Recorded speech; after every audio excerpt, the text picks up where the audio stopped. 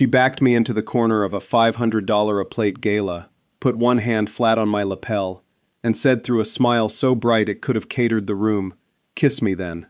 It was a dare, and it was a test, and it was a bluff, and I knew all three things at once, because reading a room is the entire job she'd hired me for.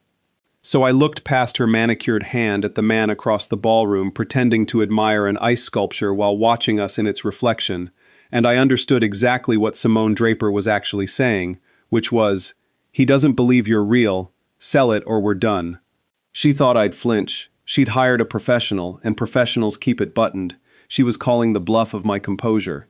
Certain I'd cough and step back and blow the whole cover. I called hers instead.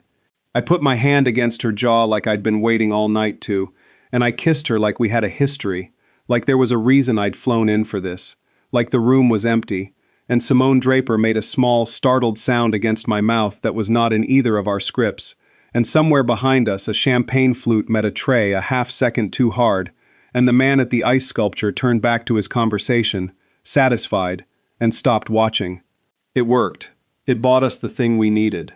And when I pulled back, Simone was staring at me with her professional smile completely gone, and something rawer in its place, and I swear to you nobody in that ballroom was ready for it.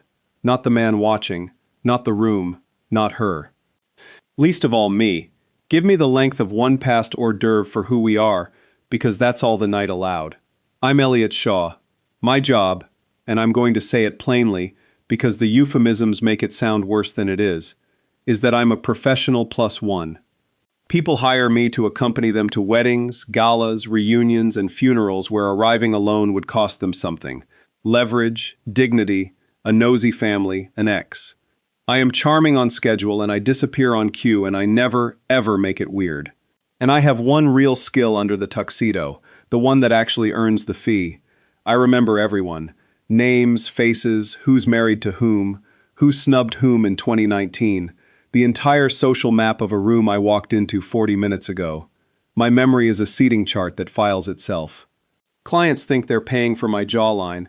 They're paying for the fact that I never forget a face. And tonight that skill was going to matter more than it ever had in 6 years of doing this, because tonight I'd been hired by a woman who didn't actually want a date. Simone Draper wanted a witness who could pass for one. She'd booked me 3 weeks ago through the agency with an unusual set of notes. Arrive as my partner, be convincing, stay close, and do exactly what I say the moment I say it. No questions until after. I'd assumed jealous ex or disapproving relatives. Standard. Then I'd looked her up, the way I look everyone up, and found that Simone Draper was the granddaughter of Aldous Draper. The Aldous Draper, textile fortune, the man whose name was on the foundation throwing this exact gala, the Lantern Gala, the philanthropic event of the season, 400 of the city's wealthiest under one glittering roof to raise money for children's literacy. Old Aldous had died 18 months ago, and his granddaughter had hired a stranger to pose as her boyfriend to attend her own family's charity ball. That's a person walking into a room she's afraid of. I've escorted enough of them to know the walk, the corner, the kiss, and then, still close, her lips barely moving, Simone dropped the client voice entirely and gave me the real brief in 11 seconds flat. I didn't hire you for a date, Elliot. I hired you because I'm going to steal a photograph tonight, and a woman alone gets minded all night by that man's people, but a woman with a besotted boyfriend gets left alone to disappear into coat closets. Semmenkratz. Her eyes flicked, once, to the ice sculpture man. That's Desmond Frost. He runs my grandfather's foundation now. And she checked a delicate watch. 4 hours and 40 minutes. At the stroke of midnight, in the private boardroom upstairs, he's going to finish stealing it, and I have until then to prove he's been stealing all along. You just bought me my first 10 unwatched minutes with that kiss. I need about 100 more. Are you in, or do I owe you for a full evening either way? I looked at Desmond Frost across the ballroom, silver, tanned, laughing with a senator, a man who wore benefactor-like cologne, and then at Simone, whose hand was still on my lapel and whose pulse I could see going in her throat like a trapped thing, and I did something I have never once done in 6 years of being paid to feel nothing. No charge for the rest of the night, I said. Tell me what we're stealing a picture of. Here is what Simone told me. Fast, on the move, both of us doing the couple drifting toward the bar so nobody could see it was a briefing. The Lantern Gala's centerpiece is its auction, a live black tie auction of donated luxury, art, experiences, a getaway to someone's Tuscan villa, a case of impossible wine, the usual, and it raises $2–3 million in a night. All of it, the program says, going to put books in the hands of children. And most of it does, Simone said. That's the genius. Most of it is real. My grandfather built something real, and Desmond keeps 80% of it real. Because a laundry that only ever washes dirty money gets caught. He hides the theft inside the generosity. She took 2 flutes off a passing tray, handed me one for the picture we were painting, and didn't drink hers. But some of those lots aren't sold to real people, Elliot. Some of them are won by bidders who don't exist, paid for with the foundation's own money routed through a shell, so that on paper a stranger paid $90,000 for a sculpture, clean, documented, tax-receipted donation revenue, when really the foundation paid itself, and the $90,000 walks out the back door to a fake vendor Desmond controls. The auction isn't just raising money, it's washing it. Every year a little more, and every year he finalizes the reconciliation at the midnight board session and authorizes the payout wire to the vendor before the sun comes up, and by morning it's just another triumphant gala that raised $3 million for kids. And the photograph? The reconciliation binder, she said. The master sheet, paddle number, winning bid, method of payment, side by side. It exists in physical form for exactly one night, tonight, in the back office behind the stage, because the auctioneer works off paper, and Desmond insists the official records stay offline until he's finalized it, which is a fancy way of saying until he's scrubbed it. For one night, the truth is a binder on a desk. By 12:01, it's a locked, edited spreadsheet, and the binder is shredded. She looked up at me, and the trapped pulse thing was in her voice now too. I don't need to beat him in a courtroom tonight.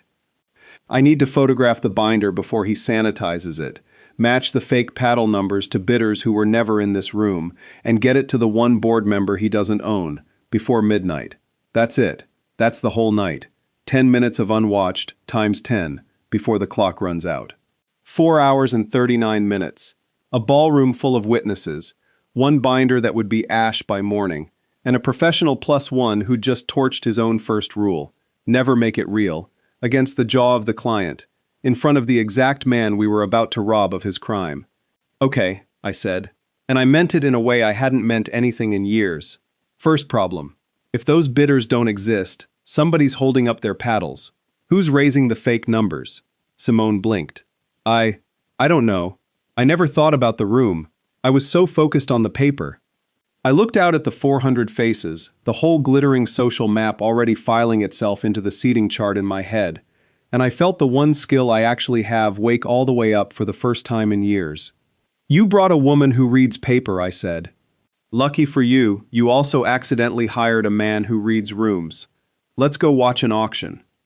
The auction started at 8, and I want to walk you through what I saw the way I saw it, because this is the part where being paid to remember faces stopped being a party trick and started being a weapon.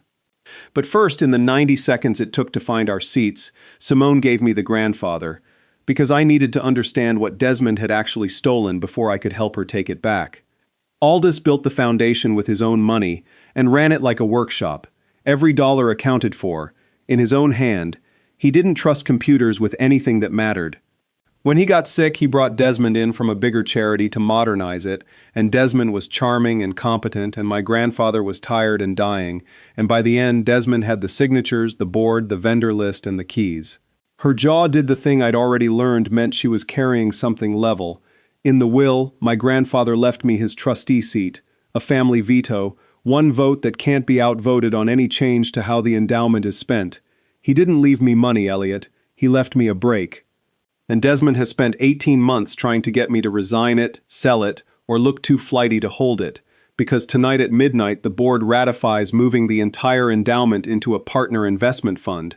Desmond manages, and the only thing standing between him and 30 years of my grandfather's money is one seat, held by a granddaughter everyone thinks is a dilettante who hires dates to charity balls. She almost smiled. He's not wrong about the dates, he's wrong about the dilettante. Then the lights came up on the auctioneer, and I went to work. Lot 3, a Basquiat print, opened the real bidding. Genuine money, genuine tension, 3 tables fighting it out. I clocked every face. Fine. Lot 7 was where I first felt the wrongness, the way you feel a wrong note before you can name it. A sculpture, opening at 40, and the bidding climbed fast between 2 paddles, and one of them belonged to a man at table 19 in a rented tux. I know rented. I wear the good stuff for a living. Who bid $90,000 for a sculpture, without once changing his expression, without leaning to a partner, without any of the micro-theater real people perform when they spend real money. He bid like a man reading numbers off a card, and when he won he didn't celebrate. He set his paddle down and checked his phone, and I filed his face, and I kept watching, and here is the thing that iced my spine. I saw him again. Lot 11, a different table. He'd moved, or there were 2 of him, raising a paddle for a wine collection, same flat affect, same card-reading bid. And a woman at lot 14 who I was almost sure had been 2 seats down from him at lot 7, and a third man, lot 19, whom I'd swear on my fee I'd watched valet park no car and coat check no coat, because I'd been standing in that lobby memorizing arrivals for 45 minutes, and he had simply appeared inside, the way staff appear. "Simone," I said quietly, painting a smile at the stage. "The bidders on the big lots. It's the same 6 or 7 people. They're moving between tables. They're bidding on the expensive things with faces like they're clocking in. The man who just paid 90 grand for a sculpture came in through a service entrance and I never saw him arrive as a guest, because he didn't. They're not donors, they're staff. Desmond didn't invent fake bidders on paper and hope nobody checked the room. I turned my champagne so it caught the light, the picture of a man flirting. He hired a small cast to hold up the paddles, because a paddle with nobody behind it might get noticed. But a bored man in a rented tux never does, except by someone whose whole job is noticing the man in the rented tux. I finally looked at her. I can identify every shill in this room by face. Give me a program and a pen and I'll give you a lineup by dessert. Simone stared at me. Elliot, that's the thing I couldn't get from the paper. The paper proves fake bidders exist. It doesn't prove they were here. You just connected the binder to bodies. Bodies I can photograph, I said, and lifted my phone like a man taking a candid of his gorgeous date with the auction glittering behind her, and took, over her bare shoulder, a crisp shot of the $90,000 sculpture man setting down his paddle. Paddle number visible, face visible, rented cuff visible. Every one of them. Cross-reference these paddle numbers against your binder, and the fake winners have faces, and the faces clocked in through the kitchen. I lowered the phone. You hired a +1. You got a witness who can testify to the whole cast. And that's when Desmond Frost sat down in the empty chair at our table, uninvited, with a glass of scotch and a smile like a warranty about to expire, and said, "Simone, you didn't tell me you were bringing someone. I'd have set a place at the head table for the man who finally tamed our wild heiress." He turned the smile on me, and it was genuinely warm, which is the most dangerous kind. "And you are?" "Elliot," I said, and shook his hand, and let him feel a soft, uncertain grip, the grip of a man who's out of his depth at a party like this. Because the second best skill I have after remembering faces is deciding, on the spot, which man Desmond Frost needed me to be. He needed me to be harmless. So I was. Elliot. He tasted it. "And what do you do, Elliot?" "Photography mostly," I said, which was even true tonight. "Weddings, events. I'm a little overwhelmed, honestly. Simone didn't warn me it'd be this." I gestured at the chandeliers, sheepish. "I keep worrying I'll use the wrong fork." Desmond laughed, delighted, and I watched him file me exactly where I wanted to go. Pretty, dim, temporary. He clapped my shoulder, told Simone she looked just like her grandmother tonight. A cruelty dressed as a kindness. I saw it land on her like a slap she'd trained herself not to feel, and drifted off to be magnificent elsewhere. But at the edge of the table he paused, and turned back, and said, still smiling, to Simone, "Don't wander off tonight, sweetheart. Midnight's a big moment for the family. I'd hate for you to miss the vote." And his eyes, for just a second, weren't warm at all. "He knows I'm up to something," Simone breathed when he was gone. "He knows something's up," I said, watching him rejoin the senator. "He doesn't know it's the room. He thinks you're a paper problem. A lawyer, a subpoena, a document. He has no idea the dilettante brought a man who counts faces. I stood and offered her my hand, the besotted boyfriend wanting a dance, loud enough for the next table. Dance with me. The back office is behind the stage, the auction's got the whole staff busy for another hour, and I just watched a shill go through a door marked private and not come back. Let's go find your binder while Desmond thinks you're a piece of paper. We danced our way to the edge of the ballroom, and then we didn't dance, we slipped. A couple looking for somewhere private, which is the most invisible thing two people can be at a wedding or a gala, because everyone assumes they know exactly what you're up to and politely looks away. The door marked private gave onto a service hall, and the service hall gave onto a cramped back office where the auctioneer's world lived. Laptops, a cash box, a bank of tablets for the online bidding, and on the desk, exactly where Simone swore it would be, a fat black 3-ring binder with a printed label on the spine. Lantern Gala, Reconciliation, Master. 10 minutes, Simone whispered, already photographing. The auctioneer breaks between the live lots and the silent auction close. That's now. Shoot every page. Don't sort, don't read, just shoot. I stood at the door as lookout and let her work, and I watched her hands. Steady, fast, methodical. A woman who'd clearly rehearsed this in her head 100 times. The kiss had knocked something loose in me that I'd bolted down a long time ago, and standing in that doorway I understood that the reason I never make it real is that making it real is the only thing that's ever scared me. Focus, Elliot. Look out. She got through the binder in 8 minutes, 100 pages, snap, snap, snap, and on the way through she started narrating in a low, furious hiss, because her paper-reading brain was matching things in real time.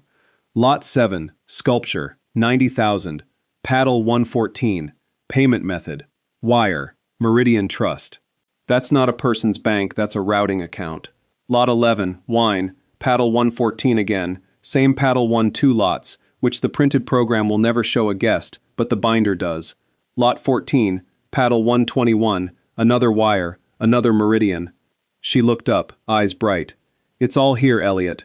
The fake wins, the routing account, the whole. Simone. I'd gone still at the door. What's Lumen Event Productions? She came to the desk drawer I was looking at. Half open. A manila folder of vendor invoices sitting on top of the tablets. The ordinary paper exhaust of running a gala. And on top of the folder, an invoice freshly printed dated tonight. Lumen Event Productions. Audiovisual, staging and talent. $340,000. Payment due upon reconciliation. Wire to Meridian Trust. Talent, I said. $340,000 for staging and talent. At a gala whose staging is 4 spotlights and a podium. I looked at her. There's your cast, Simone. Lumen is the shell. The fake bidders pay the foundation through Meridian. The foundation pays Lumen for talent through Meridian. And Lumen is Desmond. The money does a lap through your grandfather's charity and comes out the other side laundered and tax-advantaged. And the talent is the 6 guys in rented tuxes holding paddles. It's the same account on both ends. Quote, I photographed the invoice. This is the seam. This is the exact page where the lie stops describing a real vendor.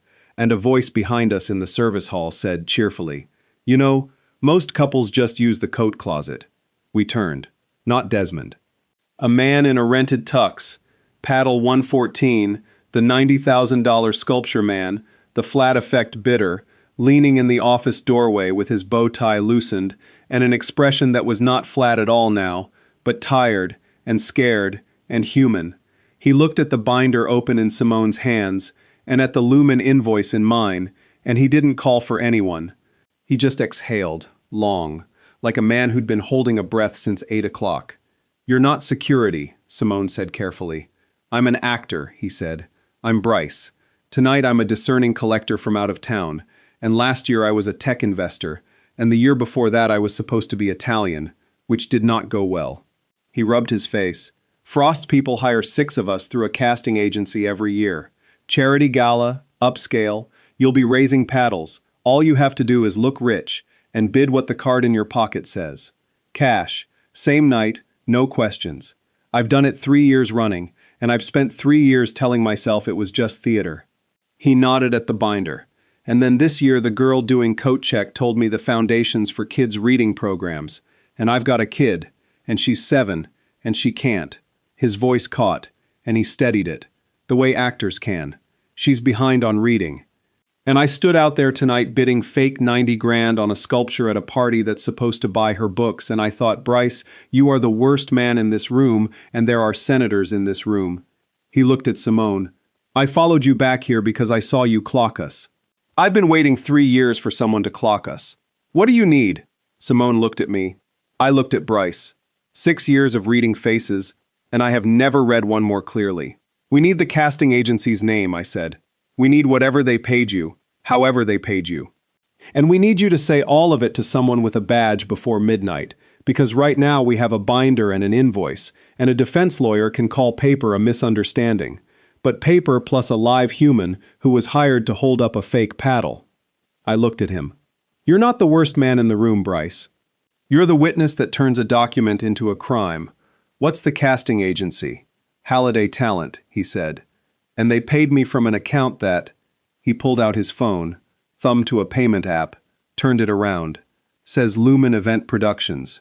I always wondered why a casting agency paid me through an AV company. The screen glowed between us. Lumen paying the talent, directly, in writing, on a struggling actor's phone. You just closed the loop, Simone breathed. Which is the exact moment the office lights flicked off and on twice. A signal, deliberate, and Bryce's face drained, and he whispered, That's the 10-minute warning. They flash the back of house when Frost wants the cast back at their tables for the final lots. If I'm not out there in 90 seconds, someone comes looking, and the someone who comes looking is not an actor. He grabbed the door frame. The reconciliation locks at the after party. Midnight. He signs it, wires Lumen, shreds that binder. You've got till the clock. And he was gone, back toward the ballroom to be a discerning collector for 90 more minutes. A man bidding fake fortunes with a real daughter behind on her reading. 90 seconds, Simone said, before someone comes looking for us too. Then we're a couple who found the coat closet, I said, and closed the vendor drawer, and took her hand, and pulled her out of the office and 3 feet down the service hall and into the actual coat closet. And when the footsteps came, and they came, heavy, not an actor, I did the only thing that sells a coat closet, which is I kissed her again, and the footsteps paused, and muttered something disgusted, and moved on, and this time when I pulled back Simone didn't have a smile to lose because she'd stopped performing an hour ago. That's twice you've called my bluff, she whispered, in the dark, in the coats. You keep bluffing with the one card I'll always call, I whispered back. Then, because there was a clock, and because I am a coward about exactly one thing, we have a foundation to save. Ask me about the closet later. We had the binder and photographs, the Lumen invoice, Bryce's payment screen, and my mental lineup of a cast of 6. And none of it mattered unless it reached the right hands before Desmond locked the record at midnight. That was the whole problem with fighting a man who runs the room. The room's official channels all ran through him. His board, his auctioneer, his security, his after-party. Simone's plan had always ended at, get it to the one board member he doesn't own. And now, pressed against the coats with 90 minutes left, she told me who that was. Priya Anand, treasurer. My grandfather's last hire, the only board member who wasn't installed by Desmond, and the one who has to physically co-sign the payout wire at the midnight session. Desmond can't move the Lumen money without her signature. It's a 2-signature account. My grandfather built that control in, and Desmond couldn't remove it without a vote he didn't have. Simone's eyes found mine in the dark. Priya's been quietly uneasy for a year. She's signed the wires because on paper they're clean, and she had no reason not to. If I put the binder, the invoice, and Bryce in front of her before she signs tonight. She stops being the second signature, I said, and starts being the second witness. She's at table 2. But Desmond seated me at table 11 on purpose, far from her, and he's watching me now. And the moment I cross that floor toward Priya Anand, he'll know exactly what I'm carrying. Simone pressed the heel of her hand to her forehead. I can't get to her. He's built the whole room so I can't get to the one person who matters. And this is the part where being a professional +1, a job Simone had been quietly embarrassed to have hired, turned out to be the exact skill the night required, because I have spent 6 years learning how to move one specific person across a hostile social room without anyone clocking the purpose. It's the whole art, You never walk toward your target.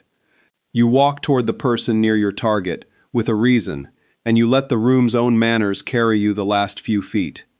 You're not going to get to Priya, I said. I am. You're going to go sit at table 11 and be watched, and be a little sad, and be exactly the flighty heiress Desmond needs you to be, so his eyes stay on you. And I'm going to be your overwhelmed photographer boyfriend who wants a picture of the beautiful table settings and the distinguished guests. And I'm going to work the room lens first, table by table, until I happen to be charming the treasurer at table 2 with a request to photograph her, and while I do, I'm going to hand her a phone with your grandfather's foundation on it. I checked my watch. Give me your photos, all of them. Airdrop now. Elliot, if he catches you. He filed me as pretty and dim 2 hours ago, I said. Let me spend it. What followed was the best 40 minutes of work I've ever done, and nobody in that ballroom saw a second of it for what it was.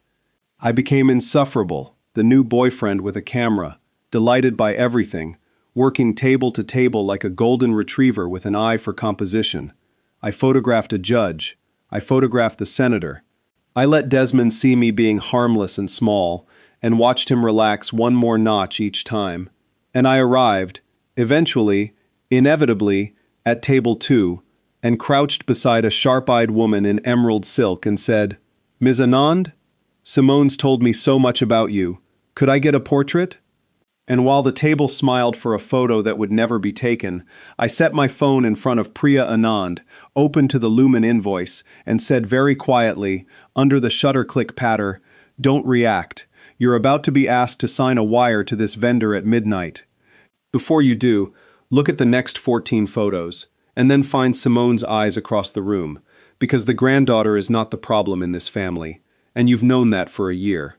Priya Anand was a woman who'd spent 40 years in finance not reacting to things. She looked at my phone the way you'd look at a menu. She scrolled, the binder, paddle 114 winning twice, the Meridian routing account on both ends, Bryce's Lumen payment screen, and her face did nothing at all, which is how I knew it was doing everything. Then she handed the phone back and adjusted her earring and said, At normal volume, tell Simone I'd be delighted. And tell her, the smallest pause, that I never liked signing those wires. I just never had a reason to hold the pen. Her eyes came up and found Simone across the ballroom, and something passed between the two women that 18 months of Desmond Frost had not managed to prevent. I have a reason now. Where's the source? A photograph of a binder is a photograph. I need the binder, or the actor, or both, in the room at midnight, or Frost calls it a doctored image and signs anyway with the other board members he owns. Which was the flaw we'd been racing, and now it had a face and a deadline. Photographs can be denied. We needed the binder itself, or Bryce in the flesh, in front of the full board at the stroke of the vote. And the binder was about to be shredded, and Bryce was about to be paid in cash and sent home. Then we bring both, Simone said, when I got back to her. She'd read the whole exchange from across the room, because she reads people almost as well as I do. She just hadn't known it about herself yet. You get Bryce. I get the binder. Simone, the binder's in the office, and the office is where Desmond keeps the record he thinks only he controls, she said. And for the first time all night she smiled the way her grandfather must have smiled. The workshop smile. The smile of a person who accounts for every dollar in her own hand. He finalizes it at the after party, which means at 11:50 that binder gets carried from the office to the boardroom by the auctioneer. It's going to be walking down a hallway, in the open, for about 30 seconds. And I am going to be in that hallway being a drunk, emotional heiress who needs to lean on someone, and I am going to fall into that auctioneer, and I am so sorry in advance for the wine I'm about to spill on 100 pages of Desmond Frost's only physical evidence. She looked at me. You once told me the second best skill you have is deciding who someone needs you to be. I've decided who I need to be at 11:50. Go get our witness. Meet me at the boardroom doors at midnight. I have escorted 400 women into rooms they were afraid of. I have never watched one decide to walk into the fear on purpose. I kissed her one more time, not for cover, there was no one watching, just because the clock was running and I'd been a coward long enough. And I went to find a scared actor in a rented tux. And behind me, Simone Draper squared her shoulders and went to go be, for exactly 30 seconds, the clumsiest heiress in the history of philanthropy. Midnight. The boardroom on the mezzanine, glass-walled, overlooking the emptying ballroom, 11 board members, and Desmond Frost at the head of a long table, with a laptop open to a spreadsheet and a 2-signature wire authorization queued and ready, and a fat black binder sitting at his elbow with a large, fresh, dark wine stain bleeding across its bottom edge. Because at 11:50, the clumsiest heiress in the history of philanthropy had spilled an entire glass of Cabernet down the auctioneer and his precious master record, apologizing so profusely and so drunkenly that no one had thought it strange when she insisted on helping blot the pages, or when her boyfriend the photographer had helped gather the spilled, wine-soaked, out-of-order sheets, or when a few of them had ended up, briefly, in the wrong hands. Desmond called the session to order with the warmth of a man about to complete 30 years of theft in one clean vote. Before we ratify the endowment transfer and finalize tonight's wonderful results, he said, I'll ask Priya to co-sign the vendor reconciliation, and then, I'd like to see the binder first, said Priya Anand. A small silence. Desmond's smile held. Priya, it's late, the numbers are. The physical binder, Desmond, the master. I co-sign a $340,000 wire off that record every year, and I've decided, this year, at my age, that I'd like to actually read it before I sign it. She folded her hands. Humor an old treasurer. Slide it down. And Desmond Frost, who ran the room, who owned the board, who had built a machine so elegant it hid the theft inside the generosity. Desmond made the one move a cornered man like him always makes, which is he reached for control and slid the wine-stained binder down the table, with a magnanimous flourish, certain that a woman flipping through 100 pages of reconciliation at midnight would find exactly the clean, finalized record he'd spent all night preparing. Except the binder Priya opened wasn't his record anymore. Somewhere between a spilled Cabernet and a helpful photographer, 3 pages had been restored to it that Desmond had already pulled. The raw pages, paddle 114 winning twice, the Meridian account on both ends, and a 4th page had been added that had never been in any binder, a Lumen Event Productions invoice, and clipped to it a printout of a struggling actor's payment history showing Lumen paying talent directly. And the boardroom doors opened, and I walked in with Bryce beside me in his rented tux, and Simone came in behind us, no longer drunk at all, steady as her grandfather's ledger, and the glass walls meant that the last guests drifting out of the ballroom below could see the whole thing light up like a lantern. That's paddle 114, Priya said into the silence, tapping the page. It won 2 lots. A guest can't hold 2 paddles, Desmond. But a hired actor can hold whichever one you hand him. She looked up. This gentleman, I believe, held one of them. I did, said Bryce. 3 years running, paid by that. He pointed at the Lumen line. I'd like to give it all back, if a 7-year-old's reading program can still use it. I'd love to tell you Desmond Frost stood and raged, swept the laptop off the table, made a scene the glass walls could broadcast. He didn't. Men like him don't rage, they recalculate, and I watched him do it in real time, run every exit and find a wine-stained page in front of each one. The actor breathing in the doorway, the treasurer with her hand flat on the binder, the granddaughter he'd spent 18 months calling a dilettante standing there holding the one break her grandfather left her, and 11 board members, slowly understanding that the reason the numbers had always been so beautiful was that beauty was the product. He reached, one last time, for the tool that had always worked, charm. This is a series of misunderstandings that a forensic review will. There's going to be a forensic review, Priya said. I'm ordering it as treasurer right now, and I'm not co-signing that wire, which means Lumen doesn't get paid tonight, which means for the first time in some years, Desmond, every dollar raised at this gala is going to have to actually go to children. What a scandal. She closed the binder, motioned to table the endowment transfer indefinitely, and suspend the executive director pending audit. Do I have a second? She had 11. It unwound the way these things unwind. Slower than a movie. Better than a movie. Procedurally. Gorgeously. The wine-stained binder went to the state charities regulator, who found Meridian on both ends of a lap the money took every single year, further back than Desmond had been careless enough to imagine anyone would look. Bryce's Lumen payments and Halliday Talent's casting records turned misunderstanding into a cast of witnesses. My 40 photographs put 6 faces to 6 paddles, and all 6 actors came in one by one once Bryce went first, because it turns out a man who spent 3 years telling himself it was just theater is very glad to be given a better part. Desmond Frost's name is coming off the letterhead. The endowment stayed exactly where Aldous Draper put it, guarded by exactly the granddaughter he trusted with the break. And a 7-year-old girl's school got a literacy grant the following spring, unrestricted, in an amount that happened to match a certain vendor invoice, which is the kind of poetry a good treasurer knows how to write into a budget. And me? I gave Simone Draper a refund, the whole fee, back, at the end of the night, standing in the empty ballroom while the staff stacked 400 chairs around us. I can't charge you, I said. I stopped working somewhere around the first coat closet. Professional integrity. She looked at the check I was holding out and didn't take it, and said, "That's a problem, actually. Because I hired you for one night, and the one night's over, and I find I have a whole calendar of events coming up. A forensic audit that's going to be hell, a foundation to rebuild, a very public year, where arriving alone is going to cost me something." Her professional smile was nowhere in sight. She'd retired at around 8 o'clock and never brought it back. "I need a +1, Elliot. A convincing one. Long term. The pay is terrible and the work never ends, and you'd have to be willing to make it real, which I'm told is the one thing you never do." I put the check back in my pocket. "You keep bluffing," I said, "with the one card I'll always call." "I'm not bluffing," Simone said.